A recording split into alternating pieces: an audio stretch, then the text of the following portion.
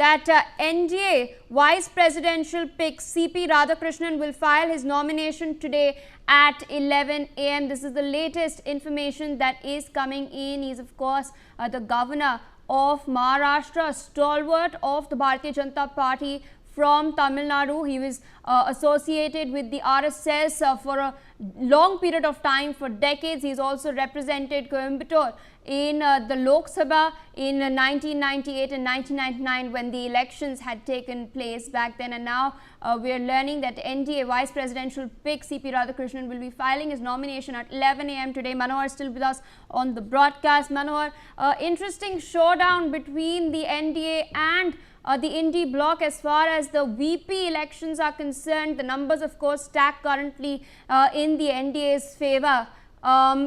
But walk our viewers to this latest piece of information that's coming in.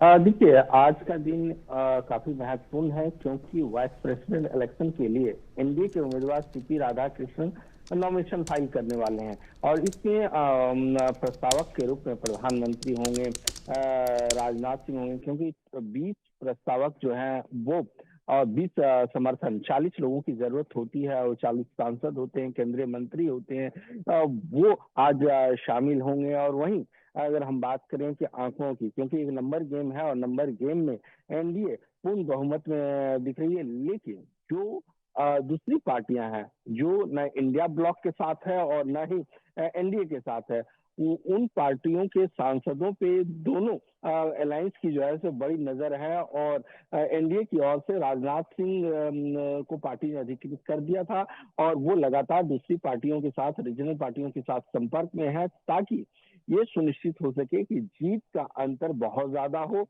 इसके अलावा एक और circumstances होते हैं कि जब वोट डाला जाता है तो वोट डालने में किसी तरह की दिक्कत न हो, कोई गड़बड़ी ना हो, जिसकी वजह से एनडीए ने अपने सांसदों को जो है सो 3 दिन के लिए मॉक ड्रिल, मतलब मॉक वोटिंग और साथ साथ ट्रेनिंग देने की भी व्यवस्था की है और सितंबर महीने में होगा 6, 7, 8 को। इसके साथ साथ क्योंकि हमने पिछली बार भी देखा था कि कई सांसदों के वोट अवैध हो गए थे, कुछ उसमें वोटिंग के दौरान गलतियां उनसे हुई थी, तो इस मद्देनजर जो है सो एनडीए भी पुक पुक करके कदम रख रही है। वहीं इंडिया ब्लॉक की बात करें तो इंडिया ब्लॉक ने जिस कैंडिडेट को उतारा है बी सुदर्शन रेड्डी, वो कल नॉमिनेशन फाइल करेंगे। जी।